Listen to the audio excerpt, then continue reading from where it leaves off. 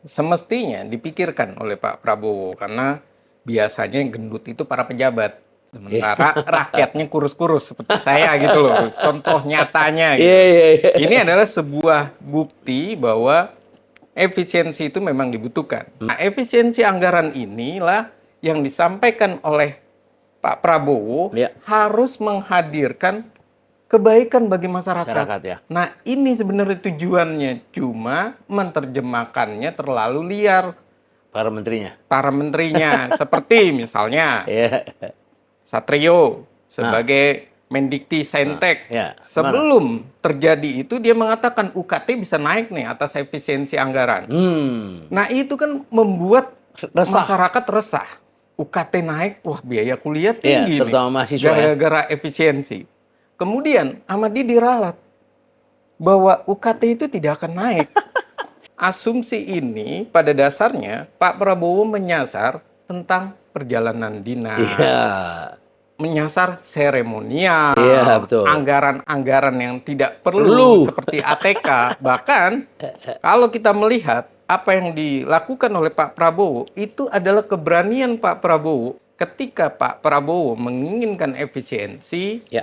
tidak disertai pemahaman yang tinggi dari para pembantunya, para menteri-menterinya. Hmm. Semestinya menteri-menterinya ini memahami, Ya, tapi ya. nyatanya menteri-menterinya ini maupun lembaga yang terkait ini malah mengasumsikan efisiensi ini begitu liar. Hmm. Bahkan komentar-komentarnya begitu pedas sampai akhirnya terkenalah kasus reshuffle kemarin.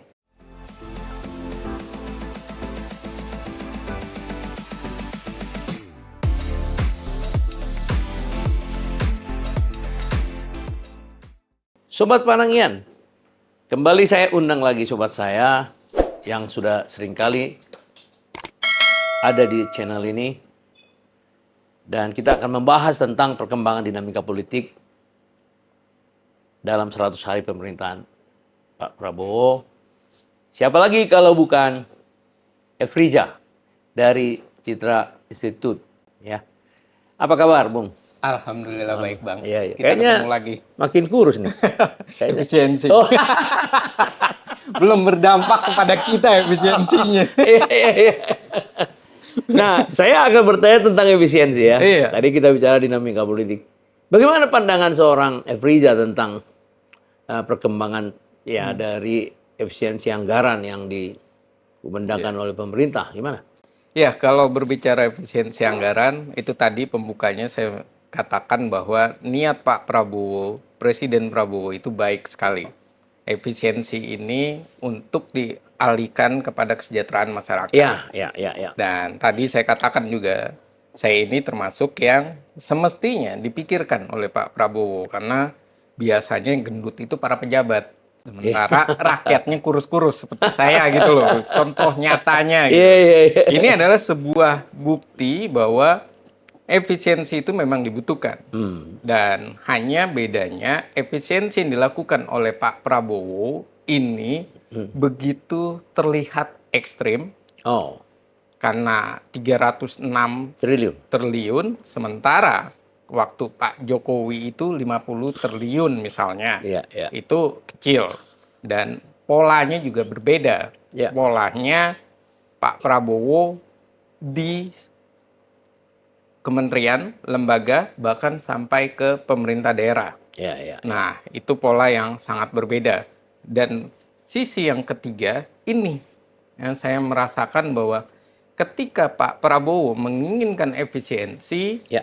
tidak disertai pemahaman yang tinggi dari para pembantunya, para menteri-menterinya. Semestinya menteri-menterinya ini memahami, tapi Ya, ya. nyatanya menteri-menterinya ini maupun lembaga yang terkait ini malah mengasumsikan efisiensi ini begitu liar.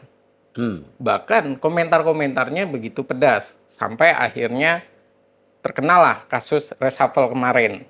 Salah satu orang menteri dan kita juga tahu itu juga dari aksi demonstrasi tagar Indonesia Gelap itu juga berpengaruh dan ini adalah bukti nyata bahwa efisiensi keinginan Prabowo untuk satu MBG, kedua swasembada pangan, swasembada energi, Ya. kemudian kesehatan dan pendidikan itu perumahan, diprioritaskan, ya. perumahan juga Ya.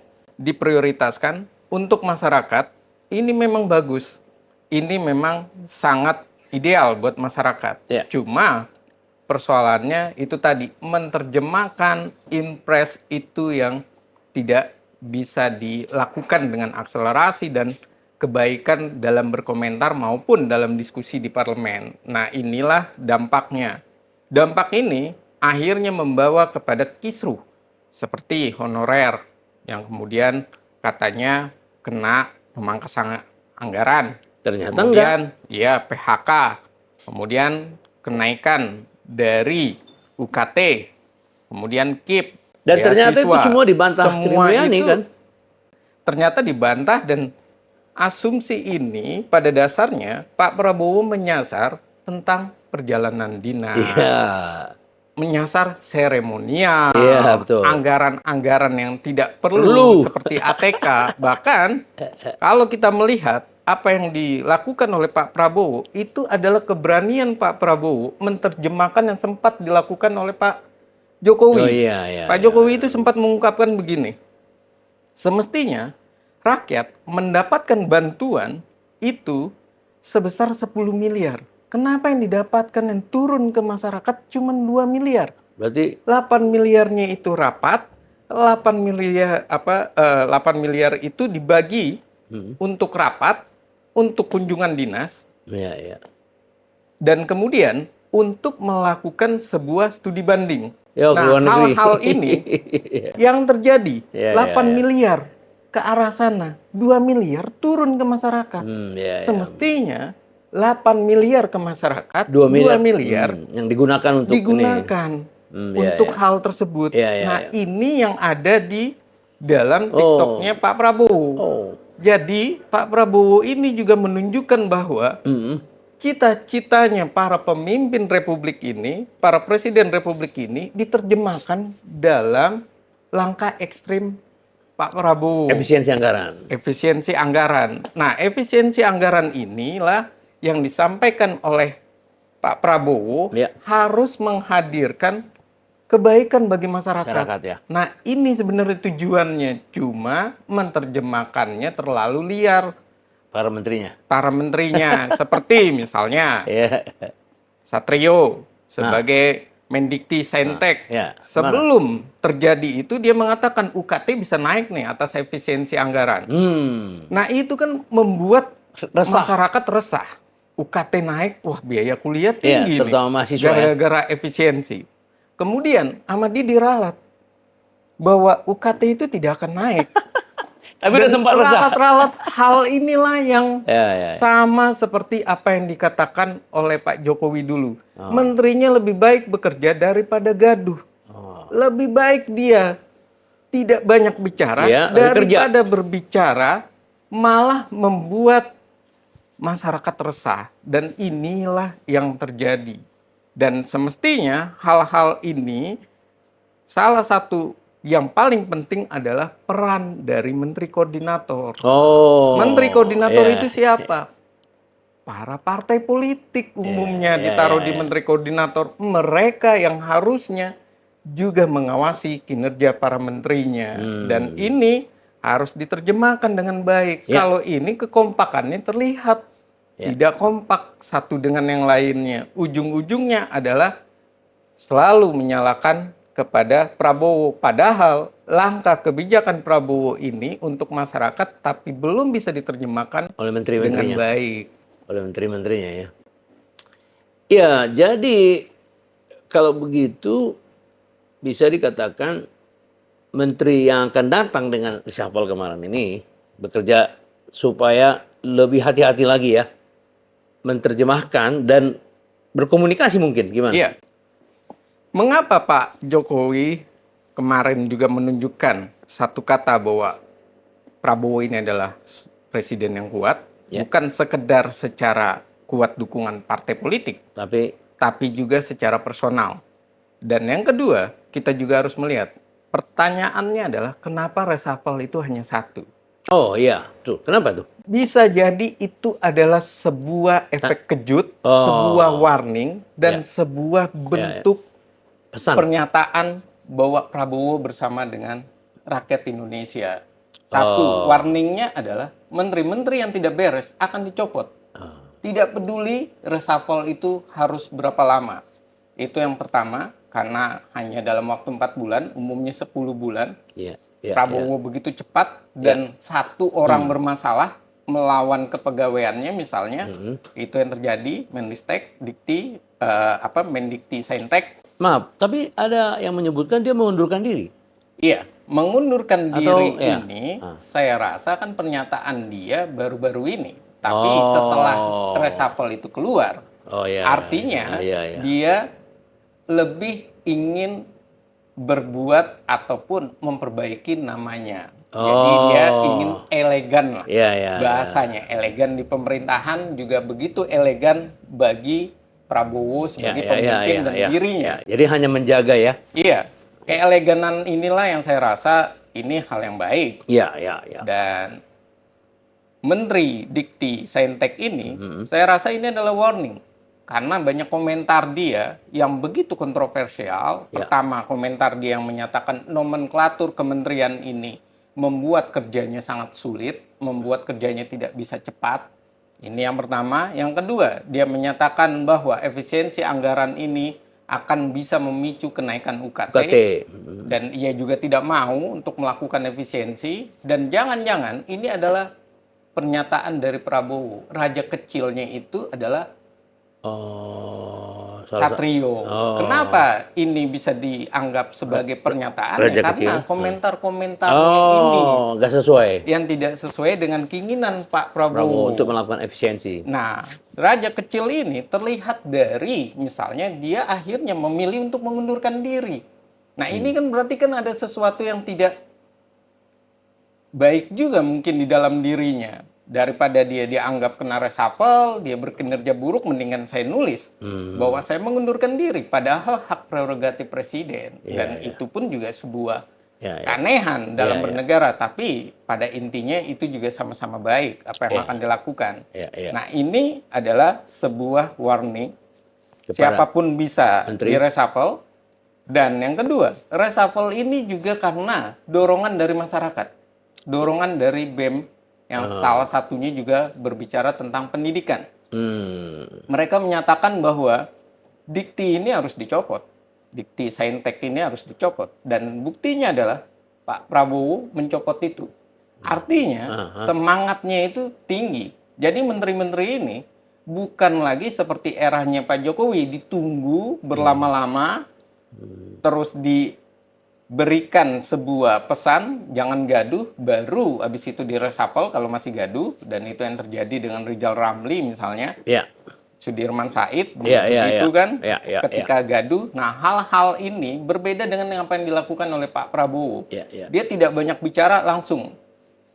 Dia memanggil menterinya misalnya, memanggil Bahlil, kemudian dia juga menginstruksikan, dan ini artinya memang ada koordinasi yang tidak tepat. Koordinasi yang tidak tepat inilah yang bisa jadi memang dinarasikan bahwa menteri-menterinya ini bekerja sendiri tanpa melaporkan atau menjelaskan kepada Pak Presiden Prabowo. Nah, ini yang saya lihat.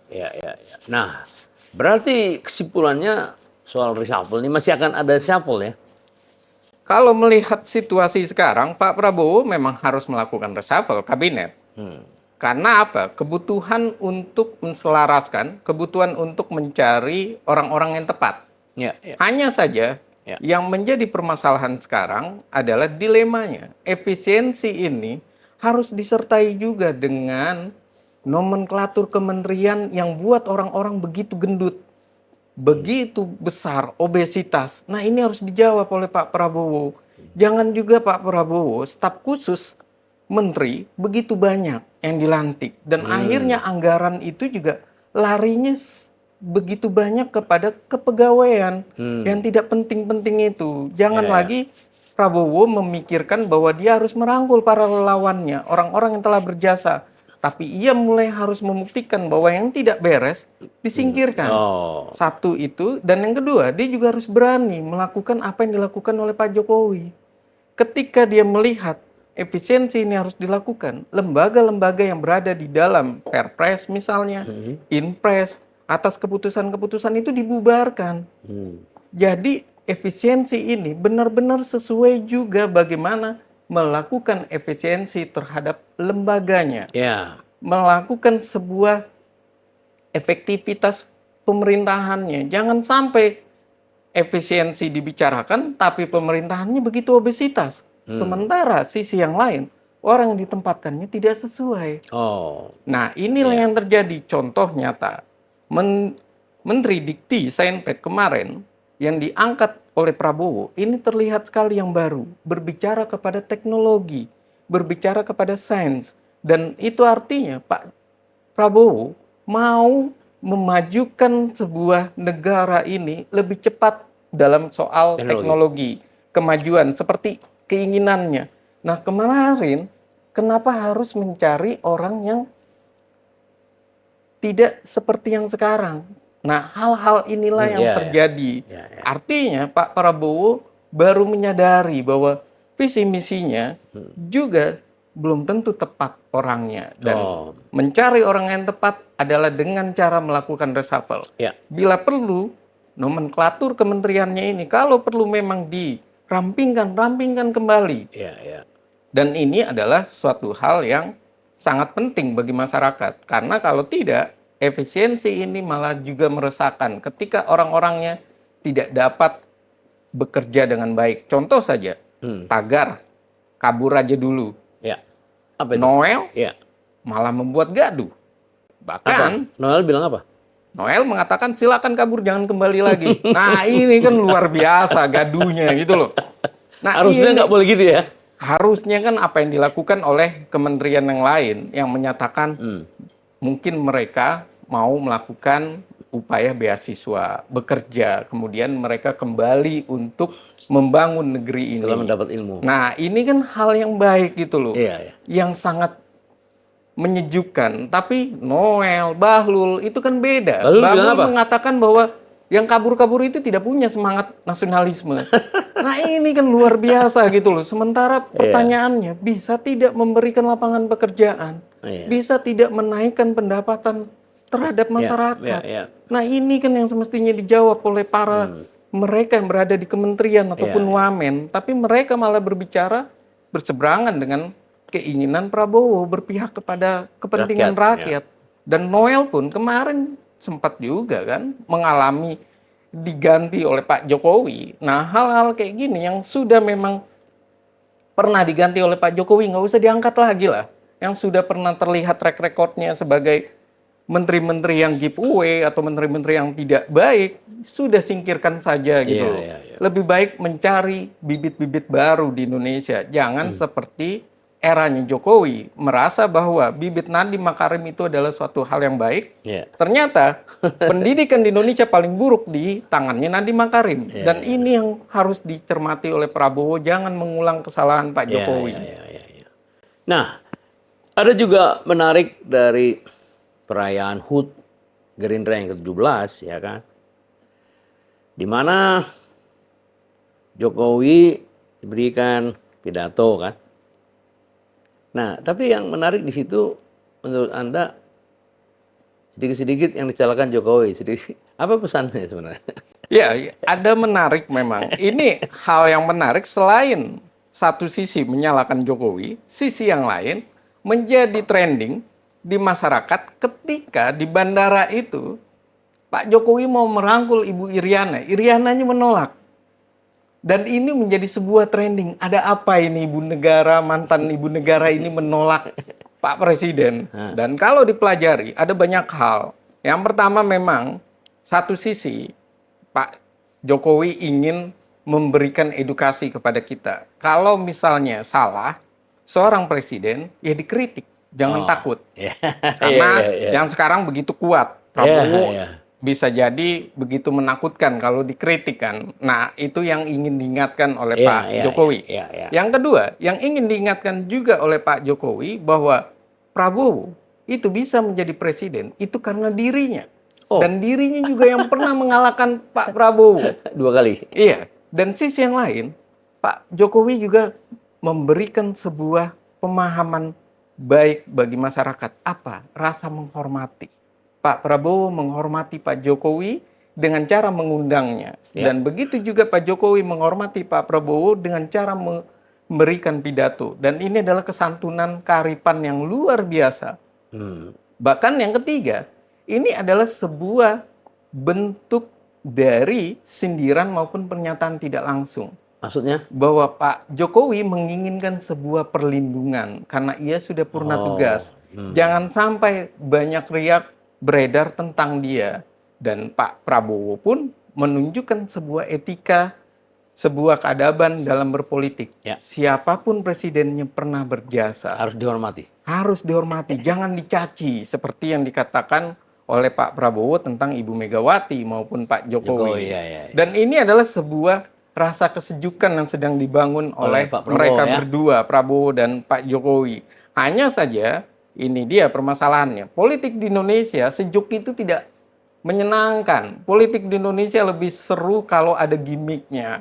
Lebih seru kalau ada itu tadi peran antagonisnya, dan inilah yang terjadi di eranya Pak Prabowo. Sosmed, tagar dan segala macam itu berdatangan, dan ini yang harus semestinya diselesaikan oleh para menterinya dengan cara menjelaskan apa saja yang ingin dilakukan oleh Pak Prabowo. Bahkan efisiensi anggaran yang sekarang ini saya rasa begitu longgar.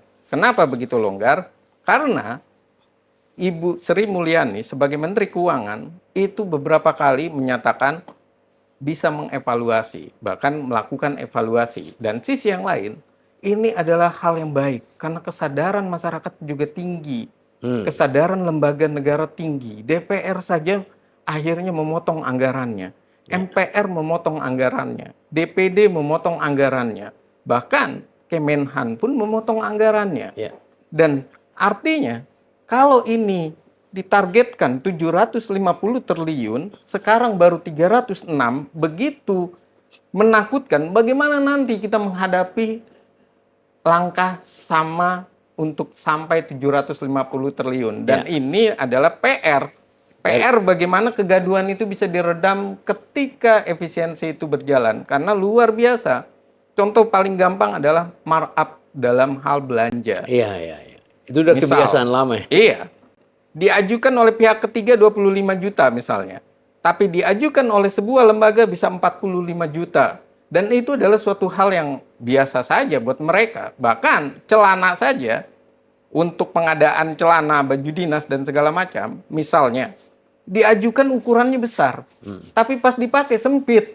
Nah ini adalah suatu hal yang markup anggaran terbiasa. Dan itulah yang mau diefisiensikan, dialihkan untuk masyarakat. Memang kalau MBG-nya masih banyak yang ya itu tadi kegaduhan terjadi seperti serangga dan segala macam yang diusulkan. Nah ini adalah sebuah contoh nyata bahwa menterinya maupun lembaga-lembaga kepala pimpinannya yang diangkat oleh Pak Prabowo memang perlu untuk dievaluasi. Perlu juga memang untuk ditatar. Jadi retreat-nya ini adalah jangan sekedar pengenalan, tapi retreat-nya diajarkan berkomentar di depan publik, berkomentar dalam berkomunikasi, menjelaskan kebijakannya. Kalau tidak akan banyak bahlil-bahlil lagi yang bicaranya ngasal banget.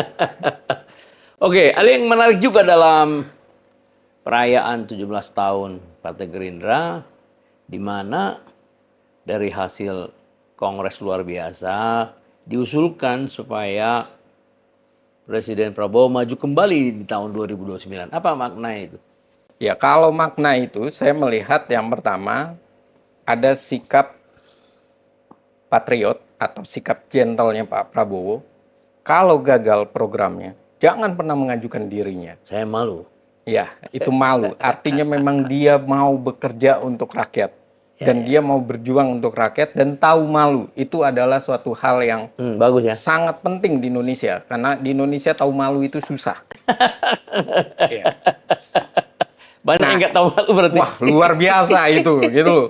Nah, Iya. Indonesia tahu malu itu susah. Iya, iya. Nah, ini adalah suatu poin utama. Yang kedua, dia mau membangun koalisi permanen pada dasarnya. Iya.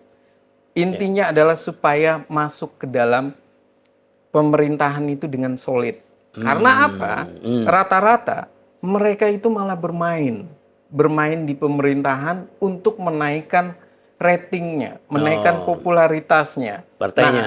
inilah yang terjadi. Maka waktu itu Pak SBY buktinya menggunakan Setgab, Sekretariat Gabungan, supaya mengakomodir Oh, dari perilaku-perilaku yang tidak baik para menteri yang memang adalah umumnya dari partai-partai partai. politik. Iya, iya, iya, iya. Dan inilah yang dilakukan oleh Pak Prabowo. Dia menyatakan koalisi permanen. Koalisi permanennya pun dinyatakan oleh ia adalah tidak dalam bentuk berkelanjutan terus-menerus, tapi benar-benar kuat di Iya. pemerintahan. Benar-benar satu visi misi. Jangan sampai yang Pak Prabowo berbicara kepentingan rakyat, sedangkan Istrinya. menteri-menterinya berbicara untuk mencabut subsidi rakyat. Nah, Iya, ini artinya iya. sebuah bentuk perlawanan dari dalam, Iya, iya. ketidakkompakan dari dalam, ketidaksolidan dari dalam, dan ini yang Mau saya dicegah. lihat sedang diupayakan oleh Pak Prabowo. Hanya kembali lagi menerjemahkan apa yang dikatakan oleh Pak Prabowo itu sangat sulit. Hmm. Karena bahasa Pak Prabowo itu beda dengan bahasa Pak Jokowi yang lebih bahasanya dalam arti lebih konteksnya rendah.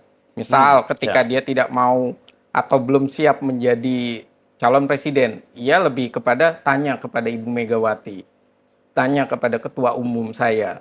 Nah, kalau Oh. Pak Prabowo kan tidak mungkin menyatakan Iya, hal iya, iya, tersebut iya, kan. iya, iya, iya. Nah, gesturnya beliau sebagai mantan purnawirawan TNI atau sebagai mantan TNI, kita bisa katakan seperti itu. Nah, kemudian gesturnya dia yang memang sangat ingin menunjukkan bahwa dia adalah pemberani. Nah, ini Oh, adalah oh. sebuah hal yang luar biasa. Penerimaan di masyarakatnya tentu akan berbeda. Dan ini saya rasa memang adaptasi masyarakat. Kalau dulu SBY begitu pencitraan, ketika ngomong dengan tangan, ngomongnya dengan lemah lembut. Ya, ya.